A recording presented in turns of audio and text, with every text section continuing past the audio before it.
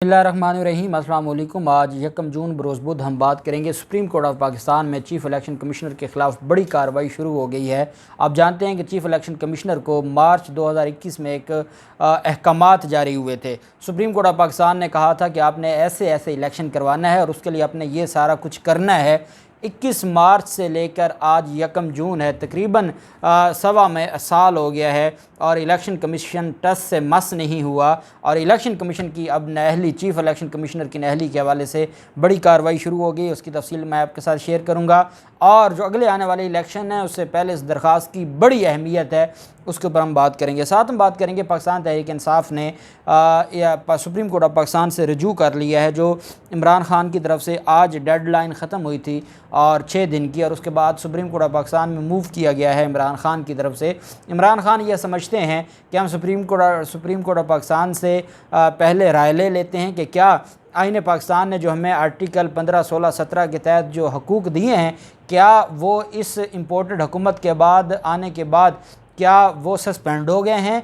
अगर वो एग्जिस्ट करते हैं तो फिर हमें क्यों नहीं इजाज़त दी जा रही पुरअमन एहतजाज या लॉन्ग मार्च की। ये दरख्वास्त अली ज़फ़र साहब, बैरिस्टर अली ज़फ़र साहब, एक बात आप याद रखें, मैं पाकिस्तान तहरीक इंसाफ से ये ज़रूर कहूँगा कि आपको हमेशा उस केस में जिसमें आप अली ज़फ़र जैसे वकीलों को पेश करेंगे तो आपको सुरखरू होंगे। उसकी वजह यह है कि अली ज़फ़र साहब के इतने लायक आदमी हैं और उनका बात करने का ऐसा तरीका है। आप जानते हैं आज MQM का क्या हुआ है, सिंध हाई कोर्ट में MQM ने कोई काफ़ी सारे मुलाजमीन पर स्टे लिया हुआ था कि इनकी जो भर्तियाँ वो गैर कानूनी तरीके से हुई। 2 समातें ऐसी हुई हैं जिसमें 2 रुकनी बेंच है और 2 रुकनी बेंच के सामने MQM का वकील रोज़ लड़ाई करके आता था और उस लड़ाई की वजह से आज सिंध हाई कोर्ट ने उनकी दरख्वास्त खारिज कर दी। बड़ी अहम दरख्वास्त थी और सिर्फ वकील की अना की वजह से वो उसका बेड़ा गर्क हो गया। इस वजह से जो धीमा अंदाज़ है अली ज़फ़र साहब का, वो मोह लेता है ना सिर्फ जजेस को बल्कि वहाँ बैठे बाकी लोगों को भी। तो अली ज़फ़र साहब के ज़रिए ये दरख्वास्त दायर की गई है और पाकिस्तान तहरीक इंसाफ के सेक्रेटरी असद उमर साहब इसमें बतौर पिटिशनर इसमें हैं और इस दरख्वास्त के अंदर वज़ारत दाखिला को, IG इस्लामाबाद और होम सेक्रेटरी को फ़रीक बनाया गया है। सुप्रीम कोर्ट से पाकिस्तान तहरीक इंसाफ ने दरख्वास्त की है कि वफाकी और पंजाब हुकूमत को हुक्म दिया जाए कि वो तहरीक इंसाफ को एहतजाज की, पुरअमन एहतजाज की इजाज़त दे। दरख्वास्त में ये इस्तदा की गई है कि एहतजाज के दौरान किसी कारकुन को गिरफ़्तार ना किया जाए, एहतजाज के रास्ते में रुकावटें हायल ना की जाएँ, वफाकी और पंजाब हुकूमत को तशद्दुद और ताकत के इस्तेमाल से रोका जाए। दरख्वास्त में ये मौक़िफ़ अख्तियार किया गया है कि एहतजाज हर शहरी का बुनियादी हक़ है। आईन पाकिस्तान भी पुरअमन एहतजाज की इजाज़त देता है। आर्टिकल 4 के मुताबिक तमाम शहरियों को यकसां हकूक़ मुयस्सर हैं। पाकिस्तान तहरीक इंसाफ ने अपनी दरख्वास्त में यह इस्तदलाल किया कि आइन का आर्टिकल 15, 16, 17 और 19 पुरअमन तरीके से नकलो हरकत, जमा होने, बोलने और इजहार राय का हक़ देता है। दरख्वास्त में मज़ीद ये भी कहा गया कि तहरीक इंसाफ के एहतजाज के दौरान बड़े पैमाने पर गिरफ़्तारियाँ एहतजाज को रोकने के लिए थीं, पुरतशद्दुद कार्रवाइयाँ की गईं और जुल्म किया गया।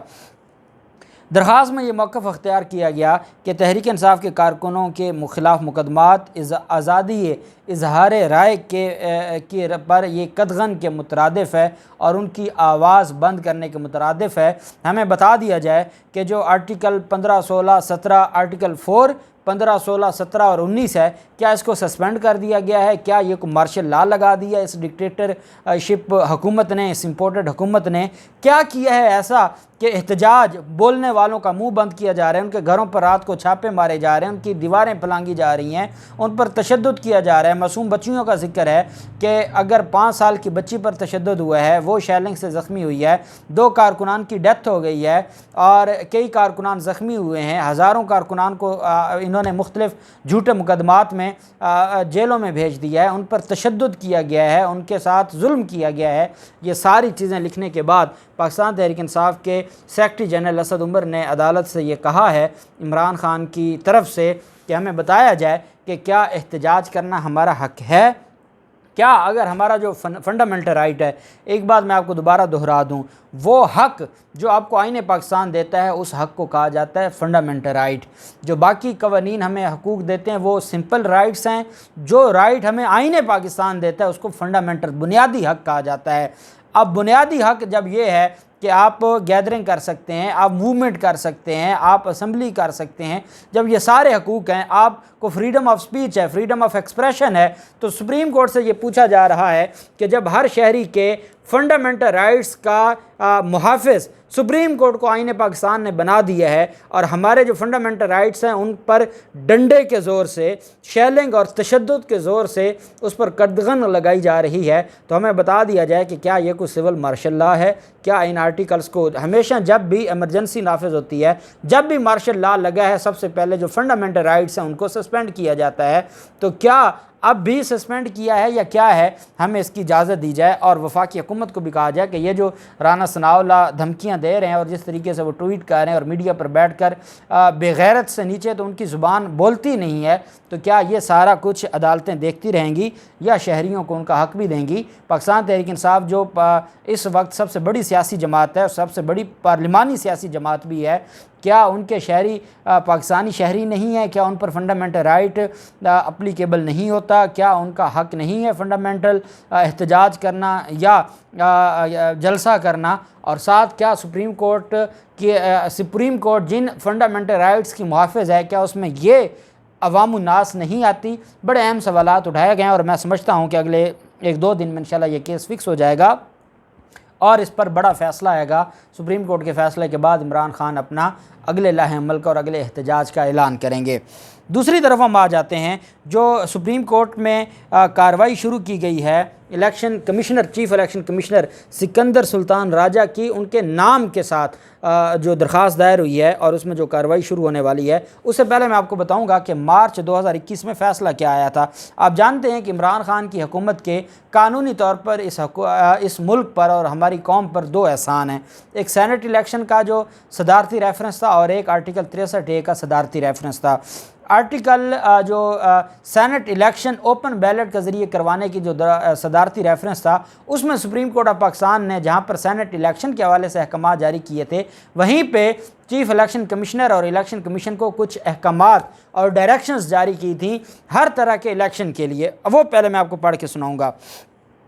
الیکشن کمیشن آف پاکستان کو کئی اہم ذمہ داریاں بھی لگائی گئی تھی سپریم کورٹ کی طرف سے، اور آگاہ کیا گیا تھا کہ آپ کی یہ ذمہ داریاں ہیں۔ ان ذمہ داریوں میں الیکشنز کے شفاف انعقاد کو یقینی بنانا، کرپٹ پریکٹسز کو روکنا، آئین میں دیے گئے اختیارات کو بروئے کال لا کر اداروں اور اتھارٹیز سے کام لینا، اور شفاف انتخابات کے انعقاد کے لیے جدید ٹیکنالوجی کے استعمال کی تجویز اور ذمہ داری عائد کی گئی تھی، جو EVM کی تھی، جس کو الیکشن کمیشن نے ہمیشہ رد کیا، لیکن یہ سپریم کورٹ کا حکم تھا۔ جب سپریم کورٹ نے حکم دے دیا تو یہ کیسے اس سے آگے پیچھے ہو سکتے ہیں؟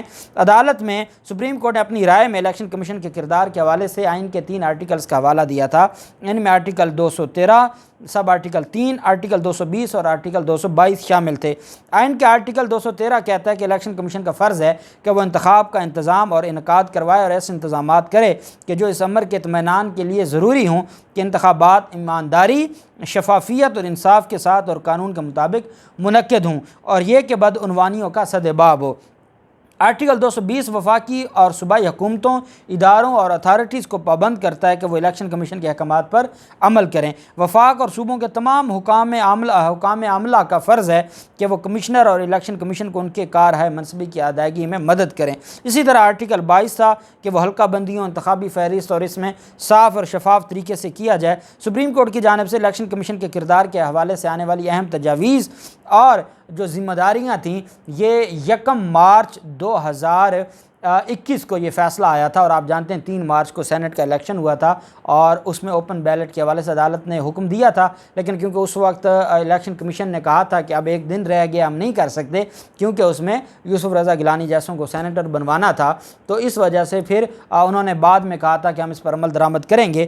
اب اس عمل درآمد کا جو ہے وہ وقت آ گیا تھا، لیکن اس 1.5 سال میں، 1.25 سال میں الیکشن کمیشن نے جو ہٹھ دھرمی دکھائی اور کچھ نہ کیا، اس پر آج درخواست دائر کی گئی ہے۔ یہ درخواست جوڈیشل ایکٹیویزم پینل کی طرف سے دائر کی گئی ہے، جس میں Sikandar Sultan Raja, chief election commissioner, mister Nisar Ahmad Durrani, member election commissioner of Islamabad, اور mister Shah Mahmood Jatoi, member election commission of Pakistan Islamabad کو پارٹی بنایا گیا ہے، جبکہ mister Umar Hamid Khan secretary election commission کو بھی پارٹی بنایا گیا ہے۔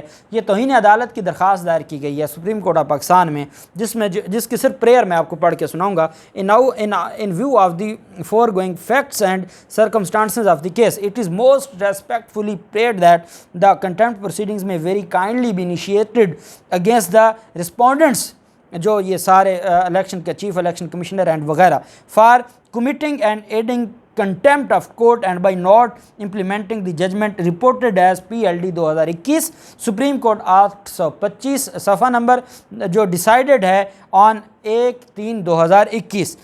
show cause notice framing of charge convicting and sentencing the same for contempt of court in view of article 204 of the Constitution of Pakistan, read with section 5 of the contempt of court ordinance 2003 for violation thereof, and their act is to contempt of court and violation of order of this honorable court. Any other relief وہ بھی عدالت کو کہا گیا کہ دیا جائے۔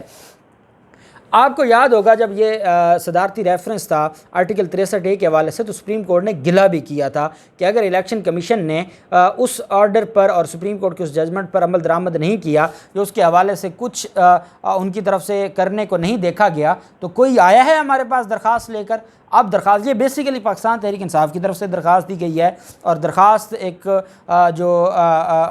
جو لائر ایسوسیشن ہے اور اظہر صدیق ایڈوکیٹ صاحب کی طرف سے یہ درخواست دائر کی گئی ہے۔ بیسیکلی پاکستان تحریک انصاف ہی اس درخواست کو دائر کرنے والی ہے، اور اس میں چیف الیکشن کمشنر کے خلاف توہین عدالت کی کارروائی، ان کو سزا دینے کے حوالے سے اور ان کے خلاف فرد جرم لگانے کی استدعا کی گئی ہے۔ بڑا اہم یہ کام ہوا ہے، یہ بڑی اہم پیش رفت ہے۔ دیکھتے ہیں سپریم کورٹ میں اس پر سماعت کے وقت، کیونکہ یہ سپریم کورٹ کا ہی فیصلہ ہے اور عدالت نے خود اپنے فیصلے پر عمل درآمد کروانا ہے، تو چیف الیکشن کمشنر کیسے بچتے ہیں۔ اللہ پاک پاکستان کامیاب و ناصر ہو۔ بہت شکریہ۔ اللہ حافظ۔ پاکستان زندہ باد۔